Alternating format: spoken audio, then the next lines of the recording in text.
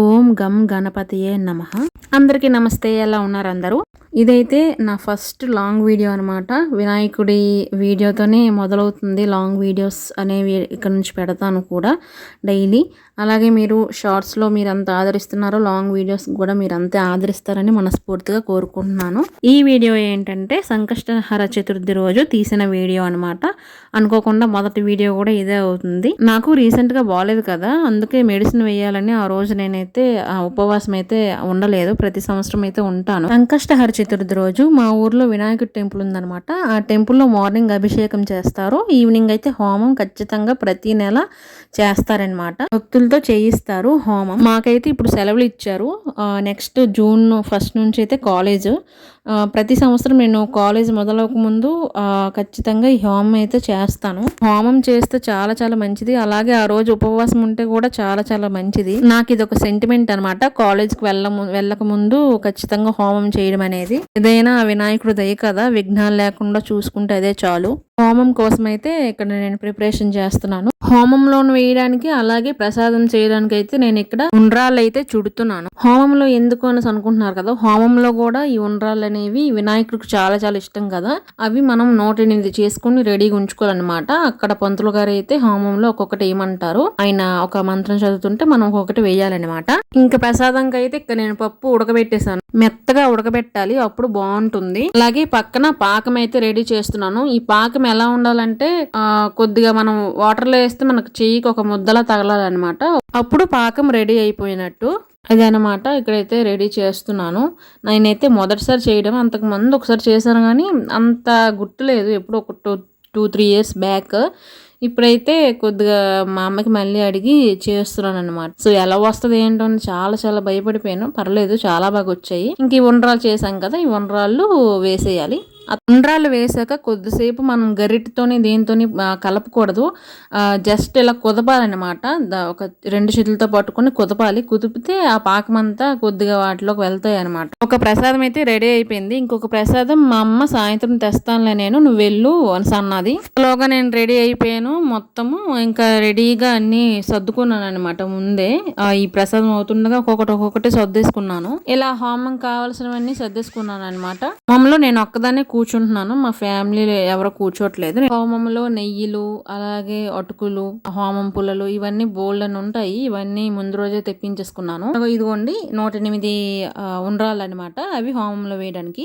కొబ్బరికాయ, అరటిపళ్ళు, దీపం పెట్టుకోవడానికి ఆయిల్, ఒత్తులు, అలాగే పసుపు, కుంకుమ, గంధం వేసుకోవడానికి చిన్న దీని లాంటిది అదంతా పెట్టేసుకున్నాను అనమాట. అదిగోండి అక్కడ మా అమ్మ కుక్కర్లో అన్నం పెట్టేసింది పులిహోర చేయడానికి. ఇంకా నేను అన్ని టెంపుల్ కి తీసుకుని వెళ్తున్నాను అనమాట. ఒక్కొక్కటి బోల్డ్ అని ఉంటాయి కదా, అవన్నీ ఒకసారి తీసుకుని వెళ్ళలేము. ఇక్కడ మా తమ్ముడు ఆడుతున్నాడు అనమాట. వాడికి పిలిస్తే వాడు కొద్దిగా హెల్ప్ చేశాడు. టెంపుల్ అయితే మా దగ్గరలోనే ఉంటుంది, పెద్ద దూరం ఏం కాదు, నడుచుకుని వెళ్ళిపోవచ్చు 2 minutes లో. ఇదిగోండి ఇదే హోమగుండం, దండం పెట్టుకోండి. మళ్ళీ ఇంటికి వచ్చి ప్రసాదం అయితే పట్టుకొని వెళ్తున్నాను. నేను వెళ్ళేసరికి ఎవరు రాలేదు, ఒక 2 అమ్మాయిలు వచ్చారు అంతే.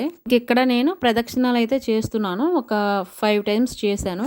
అంటే మన ఇష్టం, ఎన్నిసార్లు అయినా చేసుకోవచ్చు. బట్ వినాయకుడికి 5 సార్లు అంటే ఇష్టం కదా అని 5 times చేశాను. మీరు గమనిస్తే నేను షార్ట్స్లో పెట్టాను 108 సార్లు 21 రోజులు తిరగాలనుకున్నాను.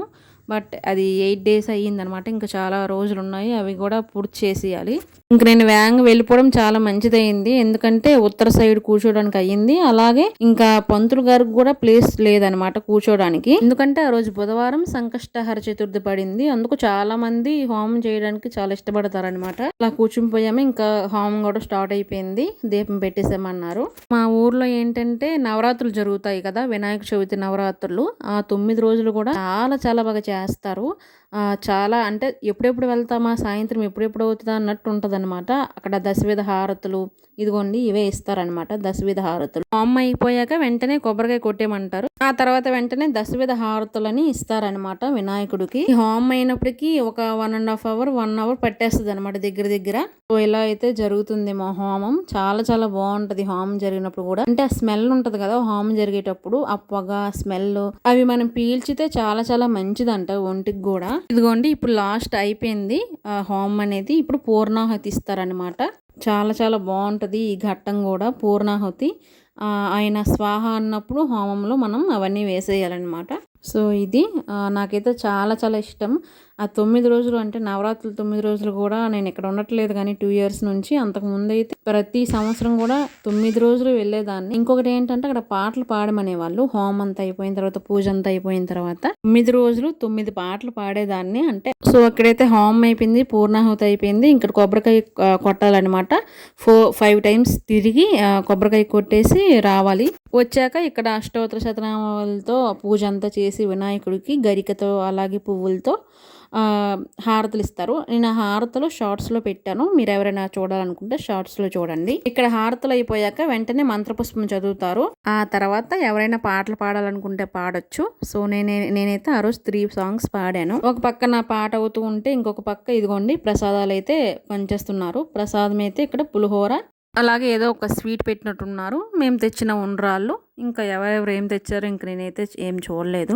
పక్క నా పాట అవుతుంది, ఇంకొక పక్క బొట్టు పెడతారనమాట. హోమం చేశాం కదా, ఆ బొట్టు అనేది అందరికి ఇస్తారు. తీర్థము ప్రసాదాలు ఇచ్చి పంపించేస్తారనమాట. హోమం అయితే ఎప్పుడులాగే బాగా జరిగింది. కాకపోతే ఇరుగ్గా కూర్చున్నాం అనమాట. ఒక్కటే మిగతాదంతా చాలా బాగా జరిగింది. ఇంక నేనైతే పాట అయితే పాడుతున్నాను ఇంతలోపు. సో ఇక్కడైతే పెడుదును కానీ కాపీరైట్ వస్తుందేమో అని నేను పెట్టలేదు. ఒకవేళ మీకు వినాలనిపిస్తే నాది ఒక సింగింగ్ ఛానల్ ఉంది, అందులో షార్ట్స్లో పెడతాను. అలాగే డిస్క్రిప్షన్లో లింక్ ఇస్తాను, మీరు కావాలంటే చూడొచ్చు. మీకు విషయం తెలుసా, నాకు 3 సాంగ్స్ టాప్ నాచ్ ఉంటాయి అనమాట. అది నాకు చాలా చాలా ఇష్టమైన సాంగ్స్. అందులో ఒక సాంగ్ ఎక్కడికి వెళ్ళినా, ఏ కాంపిటీషన్కి వెళ్ళినా, ఎక్కడికి వెళ్ళినా అది పాడకుండా ఉండను. అది చాలా చాలా ఇష్టమైన అన్నమయ్య సంకీర్తన అన్నమాట. ఏ సాంగ్ అంత నచ్చేసిన సాంగ్ అనుకుంటున్నారు కదా, నాకైతే చూడరమ్మ సతులాల అనే ఒక అన్నమయ్య సంకీర్తన అనమాట. చాలా చాలా ఇష్టం. టాప్ 3లో ఫస్ట్ ఉంటుంది అనమాట ఈ సాంగ్. ఇక్కడైతే సక్సెస్ఫుల్ గా హోమం అయితే అయిపోయింది. పంతులు గారు కూడా అక్షతలు వేసి ఆశీర్వదించారు. అలాగే మా పేరెంట్స్ కూడా ఆశీర్వదించమన్నారు. వాళ్ళు కూడా అక్షతలు వేసి ఆశీర్వదిస్తున్నారు అనమాట ఇప్పుడు. అలాగే అక్కడ ఉంటారు కదా చాలామంది, వాళ్ళు కూడా ఆశీర్వదించారు. మీకు ఇంకో విషయం తెలుసా, నేనైతే ఎక్కడికైనా వెళ్ళేటప్పుడు మా అమ్మ ఆశీర్వాదం తీసుకొని నేను వెళ్తే ఖచ్చితంగా, మీరు నమ్ముతారా నమ్మరు, 100% ఖచ్చితంగా సక్సెస్ అవుతుంది. నాకు అది మాత్రం బాగా అనుభవంలోకి వచ్చింది. అంత బాగా వెళ్ళిన పని అయితే ఖచ్చితంగా జరుగుతుంది. సో అదనమాట, ఇది నా సీక్రెట్ అనుకోండి. సీక్రెట్ కాదులండి, అందరికీ తెలిసే ఉంటుంది. అంటే నేనేమో పెద్ద స్పెషల్ అని కాదు, నా అనుభవం నేను చెప్తున్నాను అంతే. అక్కడ ప్రసాదాలు తీసేసుకొని తినేసి వచ్చేసామన్నమాట, ఇంటికి బయలుదేరిపోయాము.